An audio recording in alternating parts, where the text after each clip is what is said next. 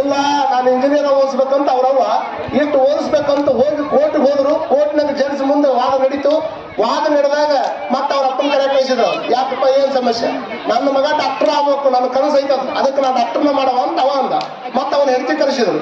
ನನ್ನ ಮಗ ಇಂಜಿನಿಯರ್ ಆಗ್ಬೇಕು, ಯಾಕಂದ್ರೆ ನನ್ನ ಕನಸು ಐತದ, ಬರೀ ಇವನ ಕನಸು ಅಷ್ಟೇ ನೋಡ್ಕೊಂತ ನನ್ನ ಕನಸು ಯಾರು ಮಾಡೋರು ಅಂತ ತಿಳ್ಕೊಂಡು ಅವ್ರ ತಾಯಿ ಹೇಳಿದ್ಲು.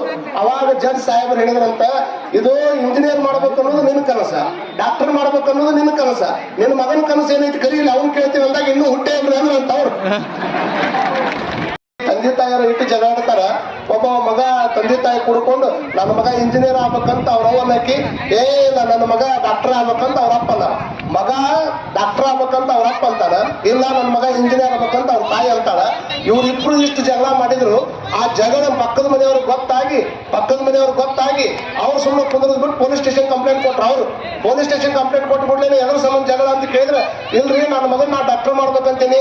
ಏ ಇಲ್ಲ ನನ್ನ ಮಗ ಇಂಜಿನಿಯರ್ ಆಗ್ಬೇಕು, ಇವ್ ಅಟ್ಟ ಹಾಕೈತೆ ನನ್ನ ಮಗನ ಮೇಲೆ ನಂದು ಹಕ್ಕ ಐತೆ ಅಂತ ತಿಳ್ಕೊಂಡು ಅವ್ರವ್ವ ಅನ್ನಕ್ಕಿ, ಮತ್ ನಂದು ಹಕ್ಕ ಐತ್ರಿ ಡಾಕ್ಟರ್ ಆಗ್ಬೇಕು ಅಂತ ತಿಳ್ಕೊಂಡು ಇವ ಹೇಳಕತ್ತ.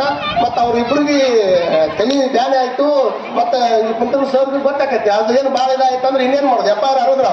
ಎಫ್ಐಆರ್ ಹರಿದ್ಮೇಲೆ ಕೋರ್ಟಿಗೆ ಹೋಯ್ತು. ಅದು ಎದ್ರ ಸಂಬಂಧ? ಬರೇ ಮಗನ್ ಡಾಕ್ಟರ್ ಓದಿಸ್ಬೇಕಂತ ಅಂದಿ. ಇಲ್ಲ ನಾನು ಇಂಜಿನಿಯರ್ ಓದಿಸ್ಬೇಕಂತ ಅವ್ರವ್ವ ಎಷ್ಟು ಓದಿಸ್ಬೇಕಂತ ಹೋಗಿ ಕೋರ್ಟ್ಗೆ ಹೋದ್ರು. ಕೋರ್ಟ್ನಾಗ ಜಡ್ಜ್ ಮುಂದೆ ವಾದ ನಡೀತು. ವಾದ ನಡೆದಾಗ ಮತ್ತೆ ಅವ್ರ ಅಪ್ಪನ ಕರೆ ಕಳಿಸಿದ್ರು. ಯಾಕಪ್ಪ